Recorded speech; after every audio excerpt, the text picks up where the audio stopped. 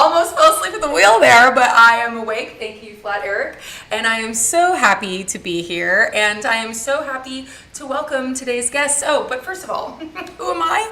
I'm Kat Bine, and this is my show, Cat Calls, that I do on Thursdays here at YouTube. About once a month. That's what we aim for. And I've had many wonderful guests over the years. I've been doing this for, I can't even believe how many years I've been doing this. But today we're in for something very special. Today's guests are multi-hyphenate queens, and you're not seeing double. There are actually two of them. They're twins. They're twinning. Give a big round of applause for today's guests, Coco and Breezy, everybody. Woo! I know. Standing applause, really, they deserve it. Coco and Breezy, I'm delighted to welcome these sisters to the show. I've covered them and watched their career develop over the years, but this is our first real chance to chat 1v1 or 1v2, however you want to say it. Although we did have a practice call yesterday and it was already very fun. They're so easy to talk to. Coco and Breezy radiate a certain warmth and welcoming nature that you can feel in their house music. It's very smooth, it's very upbeat, but it's relaxing, it's kind of cozy, it's very inspiring, it's got a sense of spirituality to it, and not in a heavy-handed way, but they make these really groovy house tunes with kind of a lo-fi Chicago roots kind of style, but they're laced with, I'm getting ahead of myself. Their songs on their EP Free, which just came out in February of this year, those are kind of lo-fi Chicago roots style songs, but laced with spoken word affirmations and pearls of wisdom that when listened to can really change the trajectory of your vibe and your day. And trust me, I've been using these songs to change my own headspace during our unprecedented times, and they're really infectious, but they also just make you feel better when you listen to them. So I'm really excited to have Coco and Breezy on the show because I know today's show and today's chat is going to have that same spirit to it. I know it's going to lift my spirits, and I hope that you watching are also lifted in your own way. But just because they released the Free EP in February does not mean that they've stopped releasing tunes. Just a couple of weeks ago, they dropped a new single called Tonight with Gavin Turek on vocals. It's bright, bubbly disco house tune. It's more club oriented than, straightforwardly than some of the music that's on Free, but it's still bursting with that Coco and Breezy positivity. The lyric video is really cute, so I'm gonna stop yapping and I'm gonna turn it over to the tune. But don't go anywhere, because when we come back, I'll have Coco and Breezy on the line. So get your questions ready, because this is your show as much as it is my show, and I want you to join into the convo tonight. I don't care who's watching me tonight. The feeling I have is just too right. Like all of the days falling away. I don't care who's watching me tonight.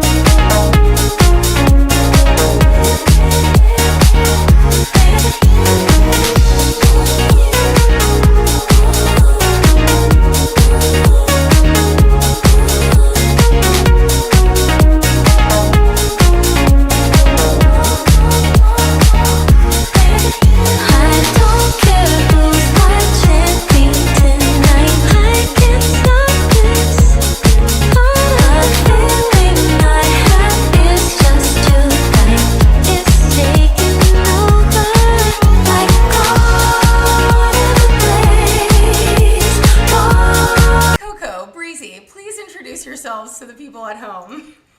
So I'm Coco from Coco and Breezy, and I'm Breezy from Coco and Breezy.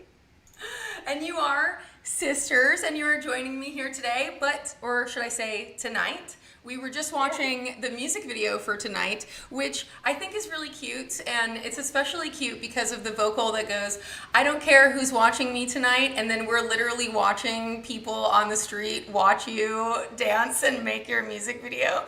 Like, you didn't shut the street down to make that video. This is just... So I was thinking to myself, I wonder if some of the giggles that we're seeing in this video are them, like, experiencing the realness of their own song. Yeah. It definitely was the nervous giggles. Yeah. I was, as a nervous giggler myself, I can recognize a nervous giggle when I see one. But it looks like you were having a lot of fun. No, it actually felt so freeing because there was a point in time where we used to be really shy around people, and I, like, released that narrative. So that was kind of a test to be like, I really don't care who's watching. Like, dancing freely, and, like, we were like, in Venice, and, like, one of the busiest, like, intersections, and we were just dancing, and it felt so good to truly not care. Yes. I think it's so funny, and it's maybe surprising to people how many folks in the entertainment industry, music or film or art in any sense, something where you expose yourself to people, how many people like that are shy at the end of the day, because it seems like a thing that an extrovert would do. But how did I love that you use this phrase, we closed that chapter. How did you say it? How did you break that shy barrier down for yourselves? I guess just trial and error, just doing it. Coco, I think it was actually very intentional for us because we got to a point where we felt so shy, so insecure in social settings, to the point where we would both be sweating. We'd be at events, sweating, talking to people, and then we'd go home and replay every conversation in our heads. Oh God, yeah. And then, and at that time, it was about 4 years ago during the pandemic. We were like, we need to like see ourselves, and really we felt that social anxiety was like taking over our lives, and so we were like, we need to like do the work to like let go of that. Yeah. And it took some like therapy, plant medicine, like doing all these journeys that were journaling, like everything that was so intentional. And I remember the day where I felt like I finally surrendered and I let go of that narrative that I was holding on to for such a long time. And literally it changed my life. Like, I feel so free now. And then when I say I feel free, I can walk into social settings without feeling like so uptight and scared. Yeah. I have to, when I say even releasing the narrative, it's like, that's it, releasing the narrative. Way better than whatever I was trying to remember it as. Thank you for reiterating. Of course, what I noticed is that now that I'm like walking the walk of not having social anxiety, I can see myself sometimes go back to like telling the old story of who I used to be. Being like, oh yeah, I have social anxiety. Then I have to remember, I'm like, no I don't, not anymore. That was my story for so long. And now I have to like create the new narrative of like the person I'm becoming and the person I have become.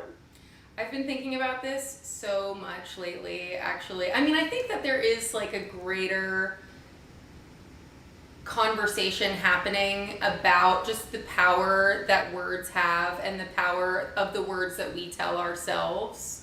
Mm-hmm. It does feel like we live in an era, and of course this could also be my own social media bubble, like maybe everyone is, but therapy speak has become a term, so I think people are being more aware of their mindset and how it affects everything. But I've been thinking so much about this lately, and I kind of brought it up to you when we had our practice call yesterday, when I was thanking you both for making music that really feels like it elevates me, the listener, and it is warm and comforting music to listen to, and it has this message of positivity. But as do your persons, I'm getting to know as I chat with you.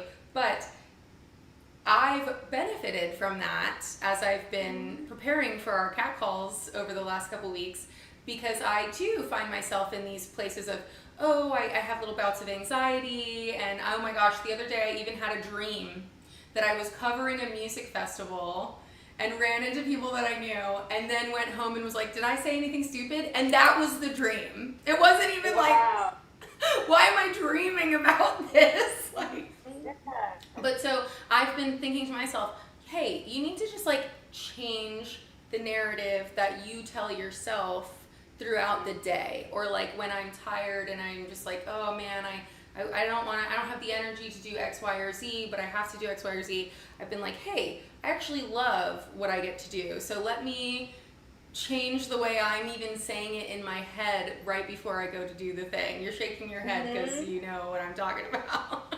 Yeah. When did that happen for you? When was that? Like, when in your lives were you making this conscious shift? I was just going down the rabbit hole of my Facebook page, and I just found a video of when Coco and I were 21 years old. This is like, we're about to be 36, so that's a long time ago. Almost happy birthday. Thank you. We were 21 years old, so it's like 2012 or 11, and we were talking about how words are powerful. And it was so beautiful to see like a younger version of myself. Just to know I've been practicing this for so long, and to know that this is not an overnight type of a thing, but like it's every day is a practice. Every day is a practice. But we were 21 years old, 2011, on Facebook talking about words are powerful. You have to stay positive. Like, you know, days are hard. You can't can't get upset about the things you can't control. And it was just so beautiful to be like, I feel like that's kind of when our practice started a little bit before that. But it was inspiring to me to realize that anyone who may be inspired by our journey, just know it was not overnight. This is like decades of practice every single day, and continuing to grow. Because the times that I think I'm healed, there's more things that come up that I'm like, hold on, girl. Like, there's more. Oh yeah. Like, I feel like now that I've discovered what feeling free means, now I'm in the chapter of my life of like living it and embodying it, and also again releasing those old narratives of like when I wasn't free. Now that I found freedom and I know what that feels like, it's like creating that new narrative for myself is where I'm at right now, and like stepping into that power. Like I was looking for the light, but I know I have the light now. So like, what does that mean to me? And that's kind of where I'm at right now. Ooh, that's a song lyric. No, let me write that down. I'll write that down. Sorry to be rude, but that's a song. No, please, I would love for you to, because then when the song comes out a year or two from now, because that's how music works, I'll be like, oh, I was there when the bolt of inspiration happened. That's actually how we write a lot of our music, is our conversations that we have. We're always like, that's a song. Yeah. Like, that totally makes sense. And I mean, you guys have this wonderful, stupid to even say it that way, but you know, you're sisters, but you're twins, and you have this wonderful closeness that is very clear when I've watched interviews that you've given with other folks, and you're like finishing each other's sentences, and even watching you two DJ, you're really like, oh, you have no problem reaching over the other one, you know? It's like, and I can just imagine that it must be a constant conversation of like ideas flowing back and forth, and you understand each other's entire lives. Like, it's so special when you have a friend or someone in your life, a family member, who's seen you through all of your iterations, but like y'all really are right there with each other every step of the way, experiencing things. I mean, you're your own people. I don't mean to tootie yourselves, but I'm sure it's a lot of fun, and coming up with some. And the free EP, which came out in February, I'd love to hear more about how all those songs came together, because it's like mantras, it's like pearls of wisdom, it's all of this affirmation. And what made you decide to make that the concept of the EP? Correct me if I'm wrong. Is that your only like proper EP release? Yeah, that's what I thought. So that seems like a big moment too. Like, hey, we're ready to do a full project. We're not saying LP, we're saying EP, but like, this is the way we're gonna do it. So let's talk about that. You know what's interesting? I think that first, I forgot which song went first. If it was I don't know if it was I Am Free or Manifest. It was one of those. I forgot which track was first out of that whole project. But first we released a few singles, and we always say that we have the music that's like the dance pop kind of house club stuff, and then we have the free like wellness project, and that's more of like a in our minds when we first were putting out those songs, we were like, okay, we don't know if DJs are gonna play it, but this is something that people get to know us. Mm-hmm. And you know, most of those tracks have our vocals on it, and never did we think that we'd be like putting our vocals on songs. And then once we had a body of work, we were like, hold on, we can make this an EP, and like let's add some more songs. And a lot of those songs were actually made from us like sitting in front of the mic and having a conversation for like an hour or two, then pulling the vocals, like different parts of the vocals to make the track. Like none of those songs where it's us fully talking, we were like, you know, talking over the beat. If anything, we like this when we record our vocals. Sometimes I prefer like I can have like the BPM stuck in my head. I prefer to just without the track in the background because we wanted to feel like we're actually talking to people. And so that was kind of the process with the free EP. And also it felt like a journal of our lives. So every song is something that we were actually going through or experiencing at that time in our lives. And then, and like we would listen to it like while we were kind of preparing to give it to the world. We listened to some of the songs while going on hikes. We listened to some of the songs while having mushroom ceremonies with our friends with sound bowls. I shouldn't do this when we're talking about spiritual things, but I still did. And like, and it was just like and we'd have friends come over and like have them meditate to it, like, and you know, it's just a mixture of like, we just say it's like a journal of our lives, and it's such a special project. But it's so interesting because the art that you put out that you're like, oh my gosh, this is gonna be a hit. Then the art that it may not do as well than the art the art that you put out, which was this EP. We're like, you know what? If people listen to it, they listen to it. If they don't, they don't. It was probably some of our most fastest streaming songs, and I think it's because people got to know us, and it came from a super authentic place of like our own story. And also too, I think the biggest thing for us is that we wanted to create music that felt good, that if people didn't necessarily know like what a mantra was, or they didn't know what meditation was, they could sing our songs and they could feel it. Everyone knows how to feel something for the most part. And so we wanted to create music that felt super accessible, that like you don't have to be spiritual, you don't have to know what meditating is. You can like sit and listen to the music and like say like I am free, I am loved, and you're like, oh shoot, I feel good. And so it was very accessible for anybody and everybody that just wants to feel good. Yes, I agree. And it just instantly puts you there. And I love the intro itself. You're laying it out right there. You're like, hey, listen to this with headphones on, okay? We've made every part of this we made intentionally for you to experience and like feel through your whole body. And it's still got that groovy house music beat where, you know, you do want to dance, but it totally feels like it's just more it's spiritual. It's infused with the spirituality, but like you said, it doesn't feel like it's, I don't want to say like overhanded, or I can't think of the right terms, but you know, it's not like heavy-handed. That's what I'm saying. Even though it is clearly very spiritual and but it's just like you said, accessible positivity. Like, hey, do you love yourself? Do you see your light? Like, and again, it's just our own journey because we never want to come off like it's not about us telling people what they should do. It's about this is what we did. This was our experience.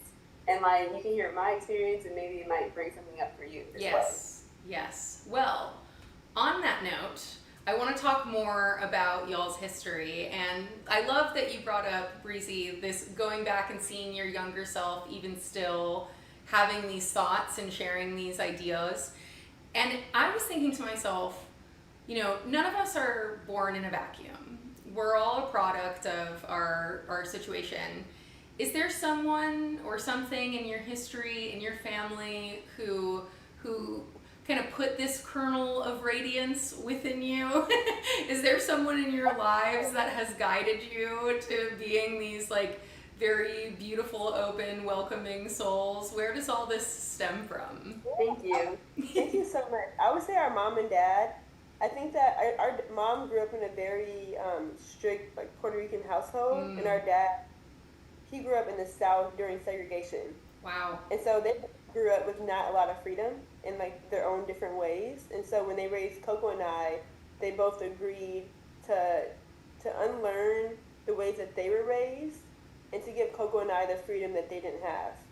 And so I feel so grateful that my parents, even though they weren't necessarily like we didn't grow up with a lot of money in our family, but we grew up with so much love, and like they pushed us to be ourselves. Like we were like in middle school wearing black lipstick, mohawks, like, and they cheered us on, even if they didn't understand it. We had piercings at 13. Wow. And our parents never told us we couldn't do it. Even when other families were like, "What do you let your kids look like? Why are you letting your kids dress like that?" My mom and dad were like, we hardly even said a cuss word. We looked like rock stars. We looked so badass, but we weren't even like, we were scared to drink. We were scared to do drugs. We weren't saying cuss words. We were goody two shoes because our mom and dad gave us like this freedom of self-expression. Like they never told us no. And something that I will never forget, right before my dad passed away, he told Coco and I that when we were kids, he taught us how to negotiate. He taught us how to not accept no for an answer. So when we were younger, and I asked him, like, "Hey, Dad, can I get a piercing?" If he said no, if Coco and I had a good enough reason why, he would accept it. And he told me he would do that to us so that way we can walk through life not accepting no's. And, like, to truly, like, create our own paths. Wow. I'm very grateful that my mom and dad, even though they didn't have the spiritual, like, knowledge or the Financial. or like the financial, like security or even the creativity, like Coco and I had to really learn a lot of this on our own. Mm-hmm. But I think the most important thing that we had as a foundation was love. Mm-hmm. Like we told our parents, in our household, we probably said "I love you" 100 times a day. Yeah. That right there was what like radiated us to be the people that we are today. Yeah. That's incredible. Thank you for sharing that. And shout out your dad. I'm sorry he's no longer with us, but he sounds like an incredible person. And He was the jam. He's an OG. yeah, obviously. I mean, first, okay, so many things I want to touch on there. But before I forget, what argument did you negotiate with your father to get piercings at 13? What was the argument that you made that won the case? So it wasn't actually, now that I remember, he always said yes to the piercings. It was a tattoo. It was a tattoo on my lower back. I didn't end up getting it. But I remember being like, I think I was like 14 or 15. I was like, "Dad, can I get a tattoo right here?" And he said no. And then he was like, "Well, just think about it. Think about if that's something that you're going to want when you're older." Because I'm not saying no or saying yes. And he made me really think about it. And I was like, you know what?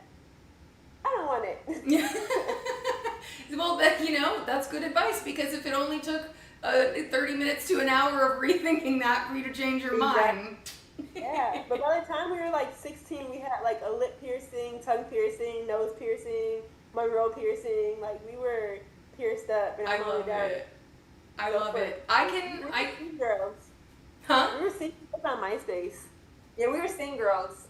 On MySpace, for sure. I love it. Oh, okay. So first of all, I'm relating immensely to all of this, by the way. Okay. Like, I didn't have piercings or tattoos, but I was definitely like the weird little goth chick in school. Yeah. And I would go to school. I had really long, dark hair at the time. And I would go to school every once in a while with like colorful wigs on. And I would like, I wouldn't stunt on them every day, but like, I pulled up in some fits at times, for my mood boost, really, because a lot of the time when I was in school, I was the weird kid and everyone let me know, and so it was this like self-fulfilling prophecy where I guess part of me was just like, oh, if I'm weird, then we're gonna be weird. We're gonna do it to the most,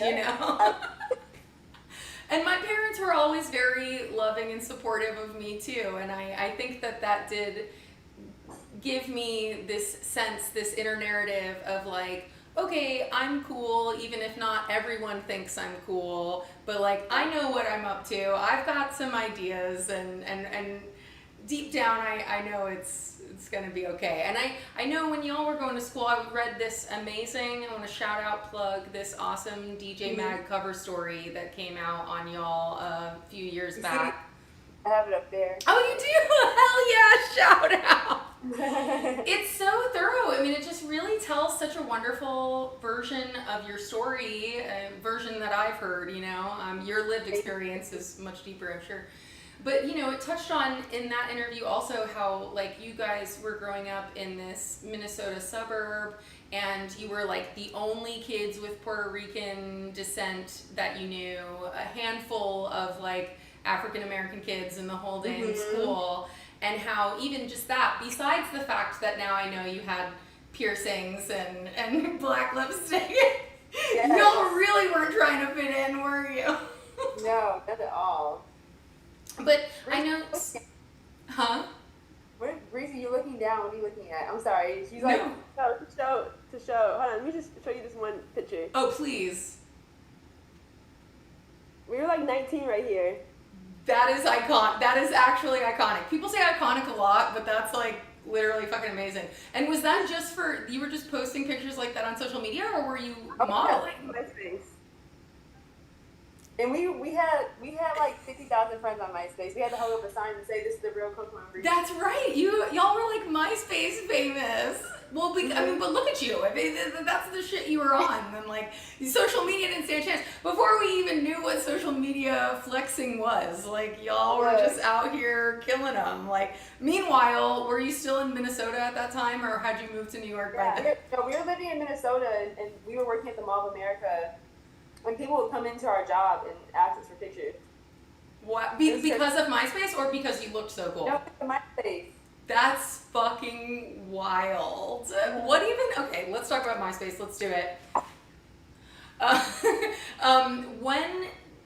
did that begin? Did you just get on MySpace and say to yourself, "Here's a platform where we can share these like editorial style photo shoots that we want to do just because we want to"?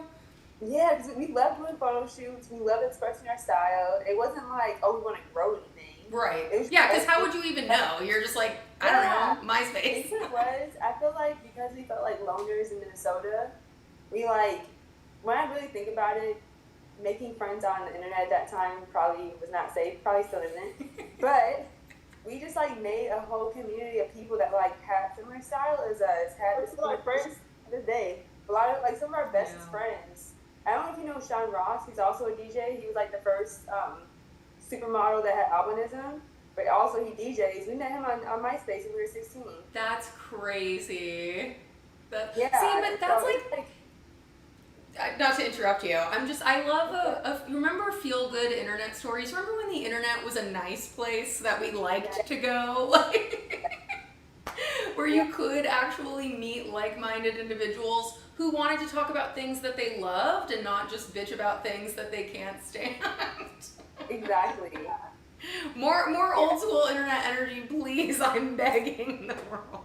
For real. But so that's so cool. So you started meeting all these people, and then had to be around the time that you had some friends organizing a fashion show, and that's what made y'all make your first eyewear pieces? Yeah, that's like our first glasses. And from there, like, people were asking about like how could they find them, and we posted them on MySpace, and a lot of people that were buying our glasses, they were on the East Coast, so they were in New York, and so we begged our parents. At 17, we had to negotiate to let us go to New York with our 18-year-old friends. So we were 17.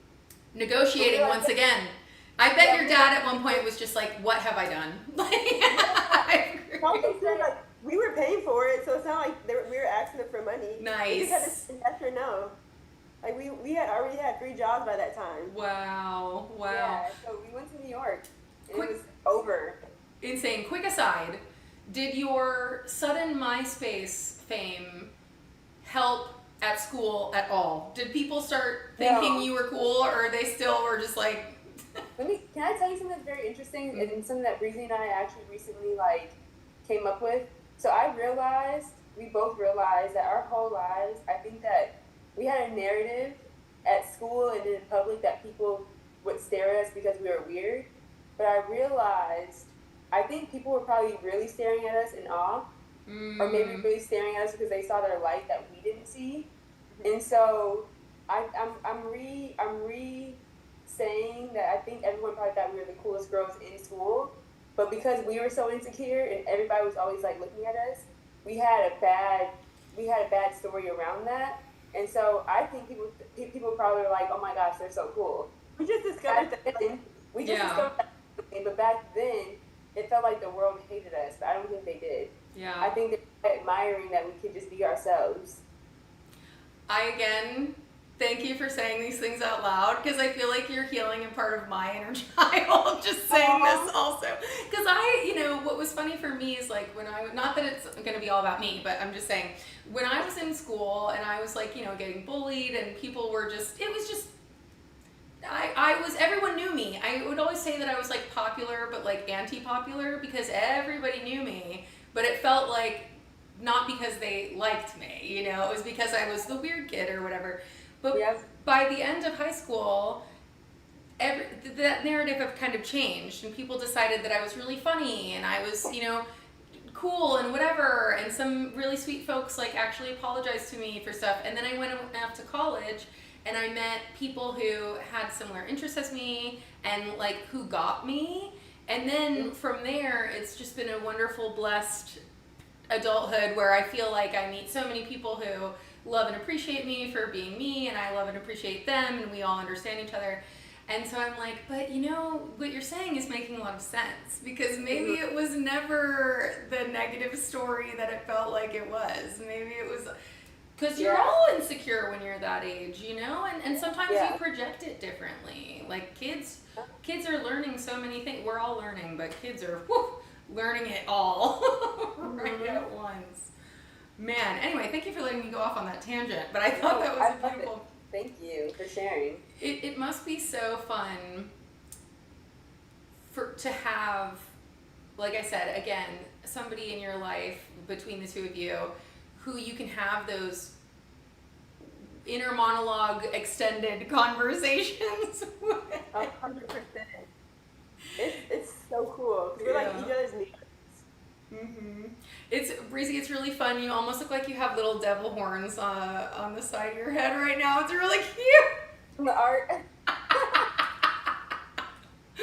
That's really fun. Okay, back to the story. You go to New York City. You went to New York City with like $1,000. True. Yep. And you somehow survived. So that was with your friends who were 18. You were saying, and you were 17. Well, that's when we only visited. Okay, you were just visiting that. But then we went back home for like 6 months once we turned 18. And we turned 18, and that's when we quit our jobs and actually moved to New York. And did you have any semblance of a plan? By now, were you already selling sunglasses to the likes of Kelly Osbourne? And also, quick pause. Y'all made the three-eyed glasses for print. That's like... Yes. Yes. How the fuck did that happen? Long story short, Prince reached out to us. Well, his team reached out to us on Facebook and was like, Prince wants to meet you guys. We were like, okay, we're not going to respond because it's probably fake. Yeah, right. You're like, I bet you want our social security numbers too, don't you? Yeah, okay. Like a month or two goes by, we get a phone call. My friend was like, hey, our friend Maya, she's like, hey, Prince has been trying to get in touch with you guys. I started working with him. You need to call that number on Facebook. I was like, okay, cool.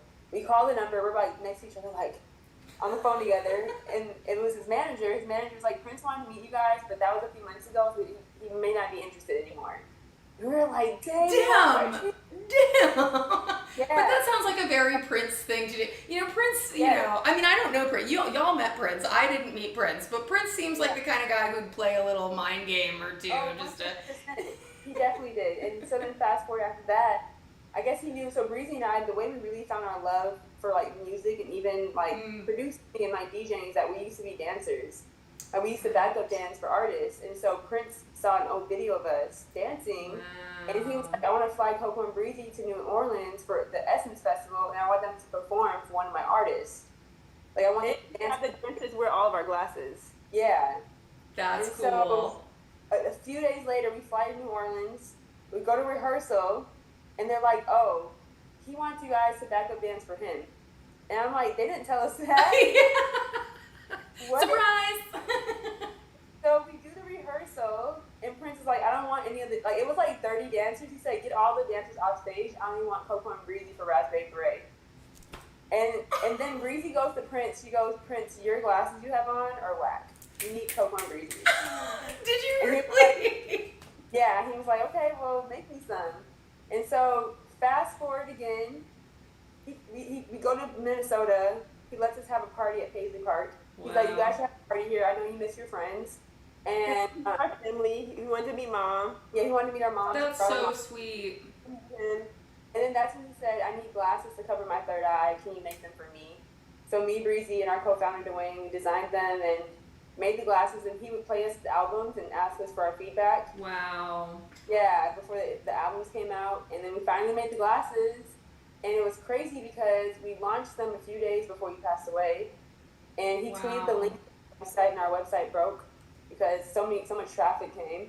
And then because we launched them a few days before he passed away, and he was a friend of ours, we didn't do any marketing. We just let his link on his Twitter that we sold out in like 24 hours. Wow. And then we didn't want to reproduce them, but then we got knocked off like crazy. Oh yeah. Yeah. We got knocked off like crazy, but for us, it just didn't feel like he was an actual friend, and we didn't believe in like profiting off of his death. Yeah. And so, almost like 6 months later, you saw those guys. You see them at every festival. You see them everywhere. Mm-hmm.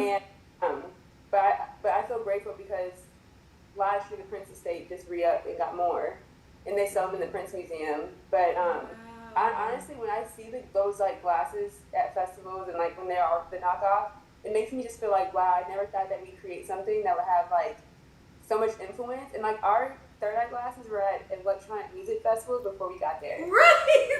That's so You know what I real. That's Yeah. crazy. Yeah, so Man. it's just like our glasses made a little introduction, like the knockoff version, but still part of us. Wow. And yeah, it's been such a beautiful journey, you know? And it's so wild because when you think about the career that we're living now as music artists and DJs, y'all, this is what the realty is. It's like when we were younger, we were making our clothes, and we had our unique style. We were backup dancing for artists. We were working with music artists, and like I feel like all of that was like we ran a business. All of that right there helped us develop what we're doing now in the music business. Mm-hmm. So like you have all these like little steps and journeys in your life, and you're like, why am I doing this? Why am I doing that? But it all kind of like fits in what we're doing now. Yes. And it's like they say hindsight is 20/20 because it all seems to make sense. The path is clear when you're looking behind you. When you're moving forward, you're just like, I don't know. Like I'm just gonna hack away at the brush and find a path. But then it's like, wow, and that's why every day matters. You know? I would love to share something really special. Please. Back in like 2009, Coco and I used to like write in our journals and just write online and pretend like we lived in year 2020. Yeah, like it was like we used to be like, oh, we live in year 2020. Like in 2009, 2000. Remember we made a song called Year 2020? In like 2009 or 10, we like made a song called Year 2020. We weren't even really making music at that time, but we just manifested. We knew that 2020 was gonna be a year of pivot. We just didn't know what it was gonna be. Yeah. And 2020 was like the year that we like officially kind of started our like touring, like making music, like putting out our music, Right. and being in the electronic music world. That's and, like, crazy. Yeah. Well, what's the year you're targeting now? Because I'll make sure I'm prepped and ready for whatever global situation will occur. Clearly, the focus of your manifestation was too powerful. I'm just kidding. Honestly, I honestly think next year is gonna be a really big year for us, because this year has felt like it's felt like there's on a spiritual level. I feel like internally there's a lot I've let go. Like I think Coco and I, we grew up having to be really ultra independent, and this year we let go of being ultra independent and really like not being defensive when people have feedback, and like actually taking creative feedback and like feeling safe in that. And that's something that our team has really helped us like hone in on, like on that healing side of it. So I feel like that was like a childhood wound of like having to be independent, but being like, hold on, I don't have to be this like ultra independent girly. Like we have an amazing team that loves us. Right. Like we don't need to like spread ourselves thin. Like we have help. Right. And, so yeah, this year like has been so rewarding of realizing all these things that we were holding ourselves back on, and we're like, hold on, we got this far, and we were holding ourselves back in this area. The real tea is like, I can't wait to see what happens now that we let go of all of that. Yeah, I'm stepping out of my cage now, and it's Yeah. really over for you bitches. Yes, exactly. That's the move.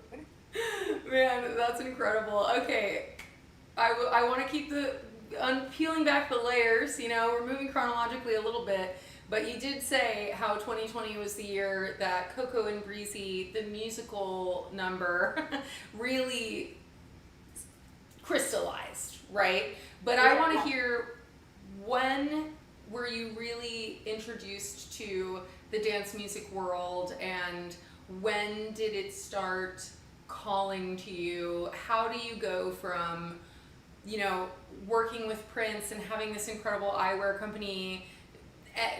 You know, we glossed right over moving to New York City with $1,000 and making it work, but how did the music of it all start to become the focus in your lives? Yeah, so we always, since middle school, we always knew we wanted to be DJs. We had a joke, we'd say that if we ever become DJs, we're going to be called the Double Mix Twins. but we didn't do that.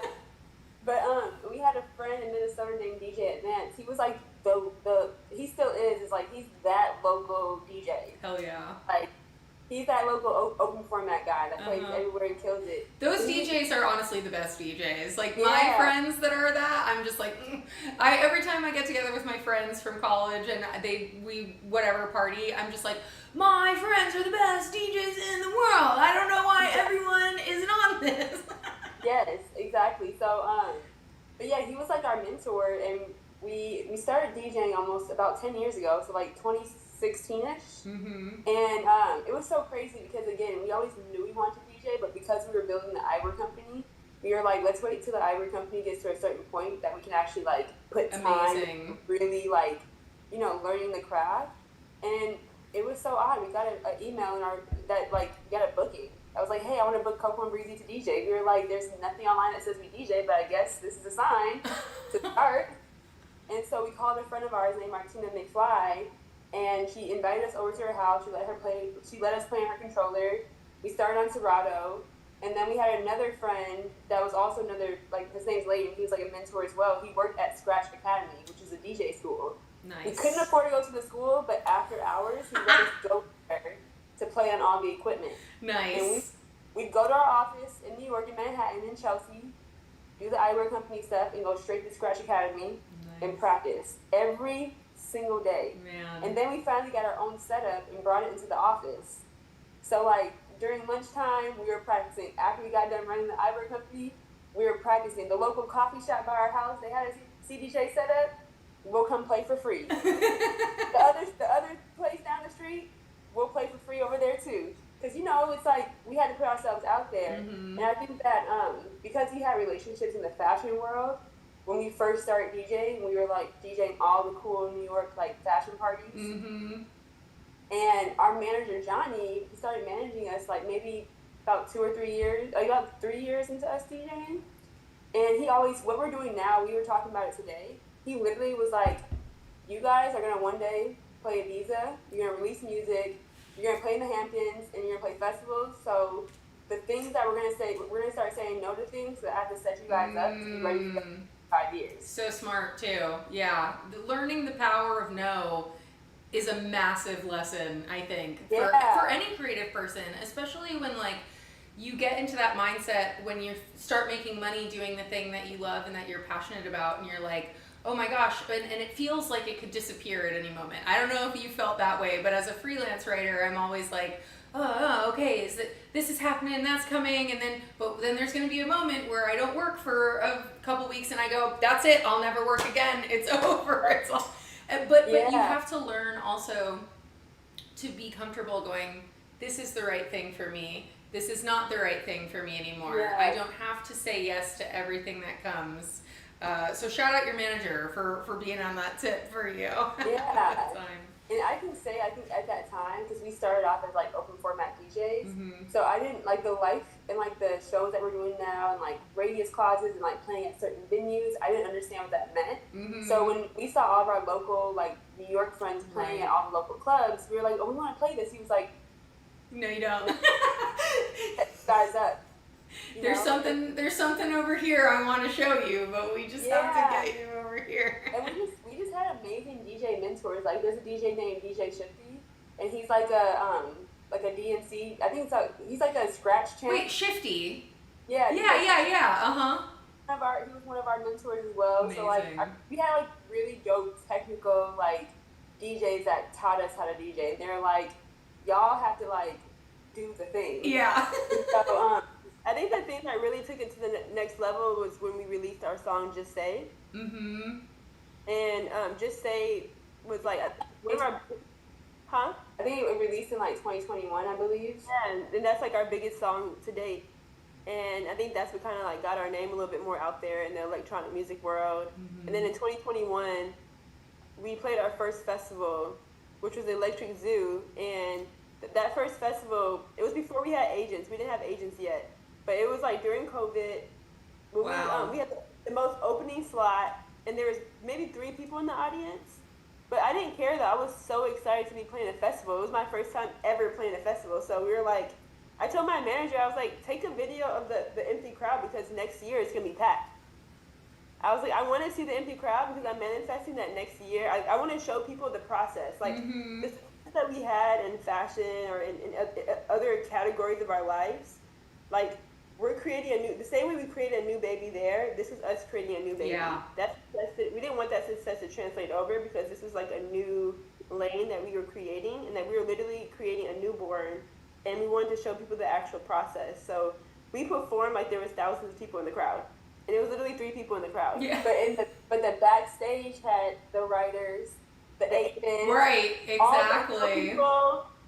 And so we were rocking out for them back there because, and it was so cool because from there we then like maybe like 6 months, like a year after that, we signed with our agents, and we ended up doing like almost like 90 shows that first year. Wow. And it was just, I think that it was all like divine timing. I think every move I think what's so important with artists is that like with us and our team, we're just so aligned creatively, mentally, spiritually, all those things we're super aligned on. And we always say as a team that we're not chasing, but we're like always doing things that like whatever the integrity is, like for art, and like what are we creating, what feels good to us, and like what story do we want to tell that's true to our story. I love that. I think that fans and people on my side of the booth and the studio and all, that can be felt, it's maybe it's hard to put into words, but I think that intention and that dedication to just being really authentic and doing what feels like it's coming from inside you and not necessarily trying to do this because somebody else had a lot of success with it or like, doing what everyone else is doing because it's working for them and it's the thing that might make you money right now. Like, you can just hear that. You can hear people's unique spirit when they allow it to show. And you can hear when it sounds like somebody's just doing something because somebody told them to. And maybe you don't know how to explain how you hear it, but I think that you do. So I think it goes a long way, I'm biased because I like that, but... But yeah, that's so cool. Well, you put up the free EP. We talked about that. That was a big moment. And you followed that up just a couple weeks ago with the Tonight single, which we started with at the beginning of our chats, which I meant to ask you about working with Gavin on the vocals.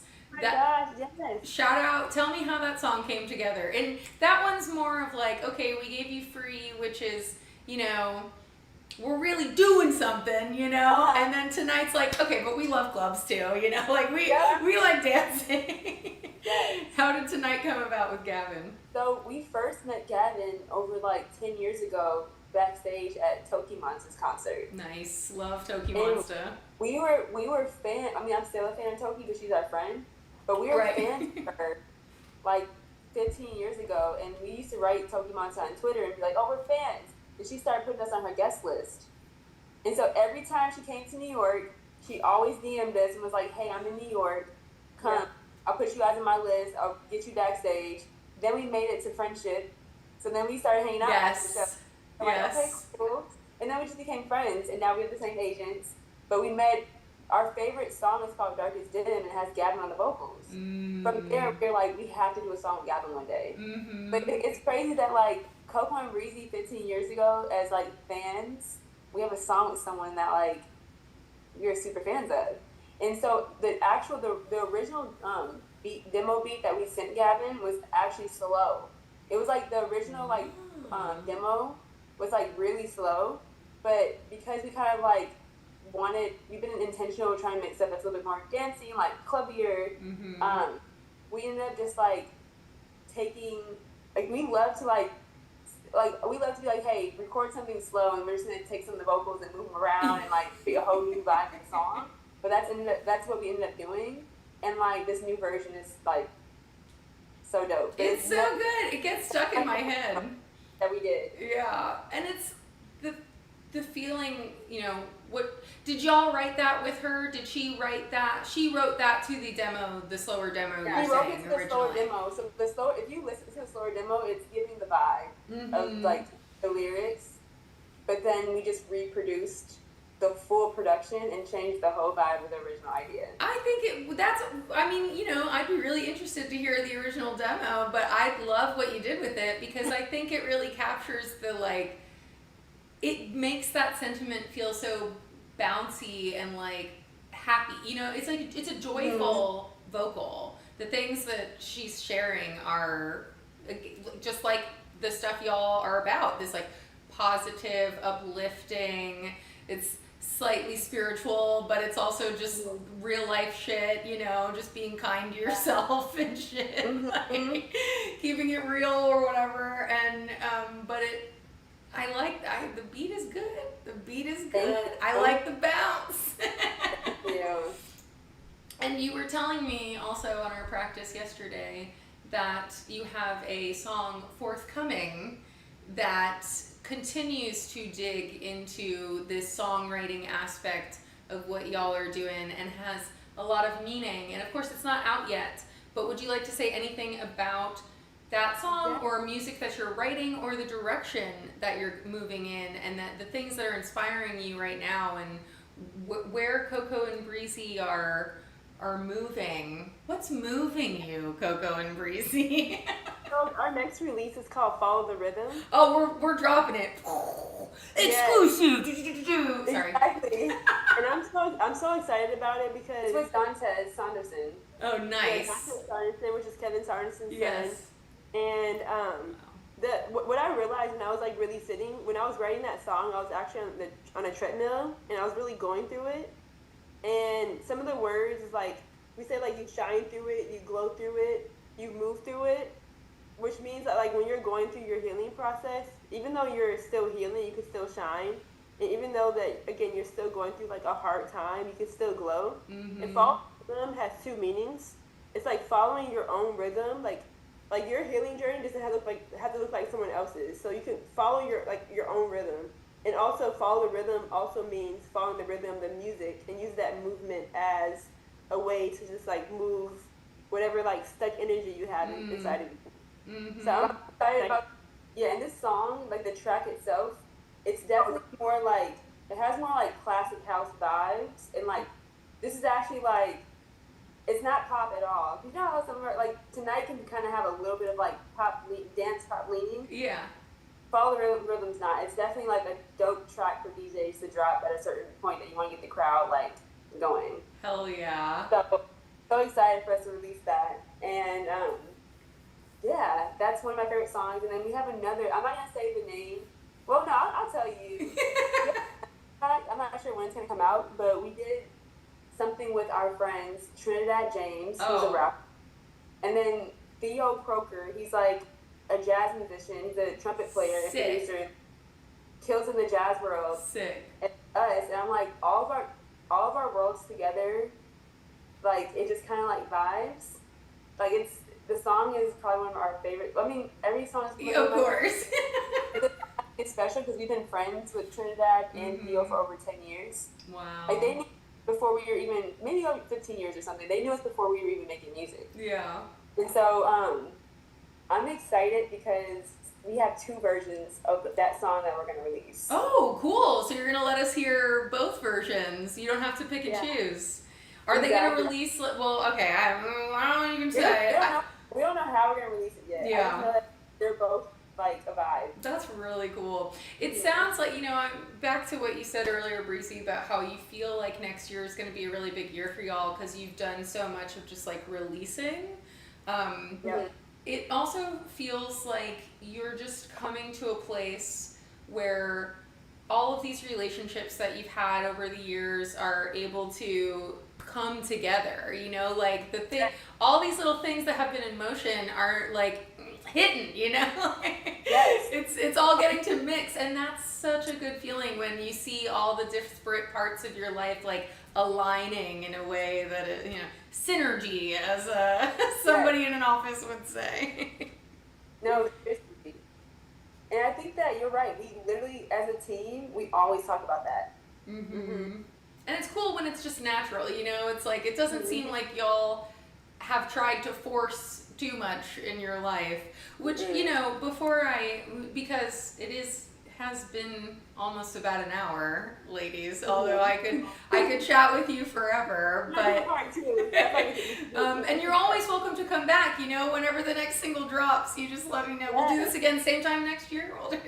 Exactly. But I think when someone listens to your story, particularly everything that's happened from adulthood on, it can really feel like some DJ Khaled shit, like all we do is win, like everything just, we got the keys and everything falls into place.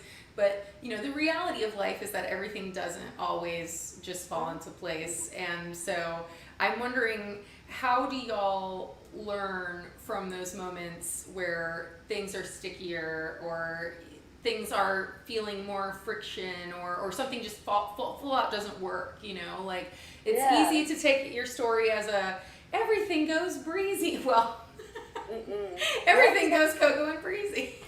Yeah, actually earlier this year, like the end of last year and earlier this year, Breezy and I were both like kind of like emotionally going through it because our eyewear company was making a transition, and then like earlier in the year we took January off because we wanted to work on music and our bodies needed rest as well. We're sitting on so much music now, but I think that it still brought us fear. We were like, are people going to forget about us? We're not touring in January? Like, literally. I told you that feeling. You think it's all going to disappear overnight, as if everything you've done for years never happened. Like, yeah. And we were just like, I think it was like that transition of the eyewear company because we ended up shutting down the online website and we have distributors now, but our lives have been like our identity was tied to like running that and doing that, and then the mixture of not having to do that and then taking the month off to like work on music, but we're so used to like having this adrenaline rush of being on a flight, hotel, stay.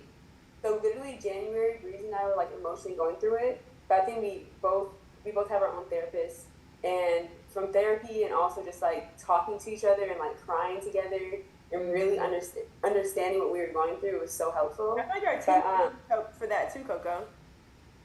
Say it again? Our team was a huge help with that as well. Yeah.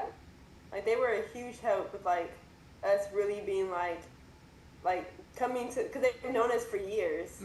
So I think that it could be so easy to, like when you become when you're in the industry and there's more pressure on you, it could be so easy to think that you have to change. But our team reminds us every day of who we've always been. Oh, you're and lucky. And making sure we're like stripping back. It's like the strip even more to be yourself.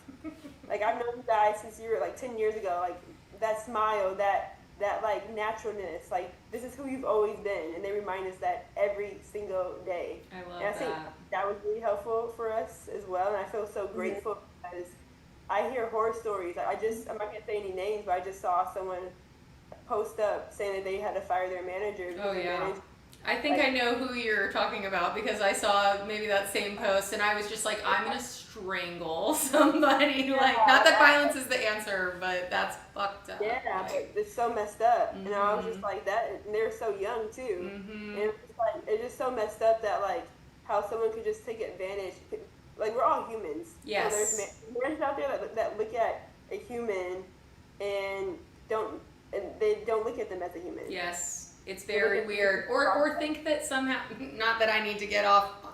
I have a little bit of a manager rant in me because there are some bad managers out there, and there are some managers who also like seem to think it's all about them as well, and it's just very like I don't know. It's weird. I don't know. It's not for me. we have such a great team that like I feel so grateful and thankful every single day that we have a team that actually knows what love is and they understand the vision and they have integrity and we're humans, you know, like I Yeah. feel so when they bring us back to who we've always been every single day. Whew. Well, I hope that when you took that momentary pause in January, that you were able to learn that pausing does not mean the end. Or even the end of things don't have to mean the end. And you know, it's so easy for me to say this when we're talking about it, and it's another thing to be in that moment and like the body feeling reflecting what you psychologically know is true. Because sometimes you like theoretically I know that this is all in my head, but it feels very real and scary. It's actually the end of a cycle. It like in your head you think it's the end of the world, but you're actually ending a cycle that like you actually want to release, but you're so attached to it. Yeah. And Yeah. so that's what I'm realizing. Now I know every beginning of the year Coco and I go through this, and now that like I understand what it is, next year I'm excited to actually like give myself a lot more grace of being like, all right, what cycle am I releasing this time? Yeah, I hope that you do. You know, not to go off on the woo-woo train, but I am a Scorpio, so I'm a fixed sign. So I think I'll just forever be trying to learn the lesson of like, it's okay to let go and start a new thing. But I'm gonna learn this lesson from the two of you, and I'm going to continue to soak up the wisdom of Coco and Breezy every time I listen to your music. So again, thank you for putting and infusing yourselves and your energy and your wisdom into the music, and thank you for sharing some of it with me today here at the show. It's been such a wonderful time having the both of you, and I hope that the rest of your day is beautiful, and I hope that the rest of your week is beautiful, and I will come see you in Miami. You're not far, so I will come say hello. And we can have more conversations about stupid things and intelligent things, you know, all of the same things. On the way out, we're gonna listen to Move and Flow, which is from the free EP. So everyone will get a chance to hear what we were talking about with those, you know, the kind of accessible mantra of it all. But why that song? Why did you want to close out with that song? Because I want to remind people that moving your body, like every day, is so helpful. Even for me today, like the last couple of days, I'm such a homebody. Like if I'm not on tour, I will sit in the house. Yes, same.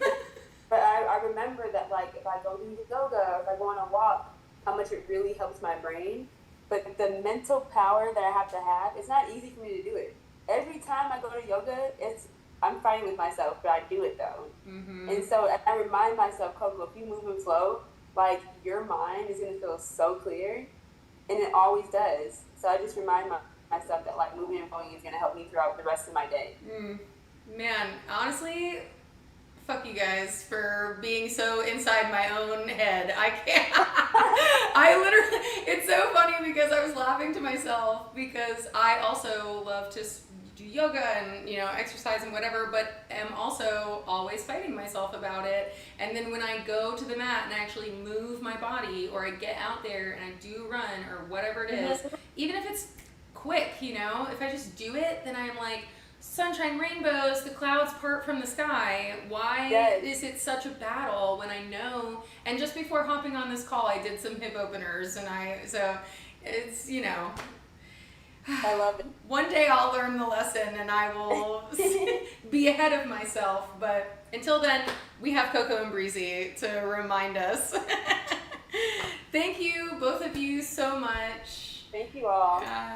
See you soon. Bye. Bye. That was fun. Bonsoir. Jordan Strike. You were very late, but you know what? It's okay. You can start this from the top and watch it all over again. Clearly blurry. So good to see you. So good to see you. Definitely dive more into Coco and Breezy's catalog. They are fantastic. They're amazing. And if you didn't see this whole chat, please feel free. Turn back the clock. Start from the beginning. Or, you know, eventually I'll get around to cleaning up the intro and the sound. I haven't had a double guest in a while, and I was sitting here thinking I was so prepped and so ahead of myself today. It's when you think you've got it all together that something will go wrong. That's just the law of the universe. But as long as you go with the flow and you keep having fun and you lead with your heart, everything will turn out right. Well, I'm glad you got a nap in, Jordan Strike. That's what's really important. Sleep is key. All right, friends, I will be back next month with another guest. Stay tuned to see who it is. Go ahead and hit the subscribe button if you haven't. We're supposed to say that here on YouTube.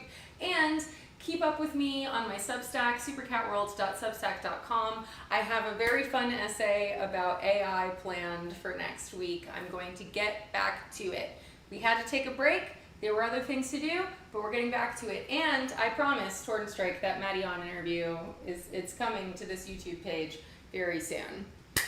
Coco and Breezy, incredible having you. Shout out Coco and Breezy's team. Shout out Coco and Breezy's dad, RIP. Shout out everyone who makes that happen every day.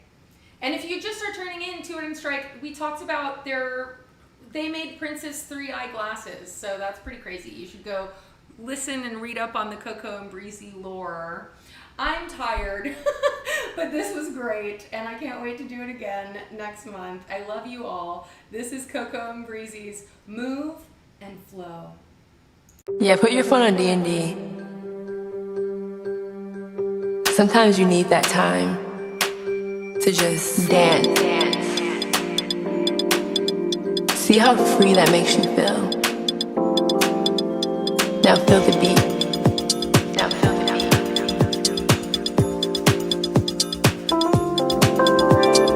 Move and flow. Move and flow. Move and flow. Move and flow. Move and flow. Move and flow. Move and flow. And move your body.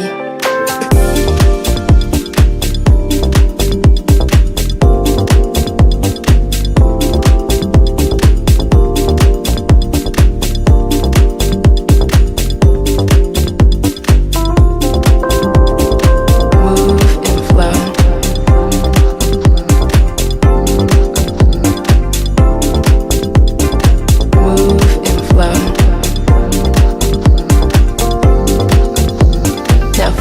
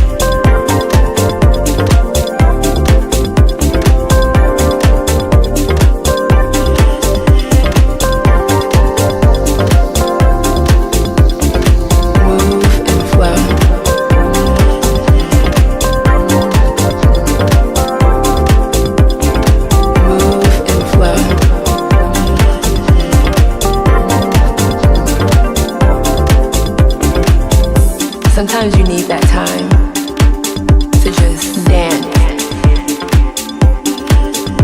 See how free that makes you feel.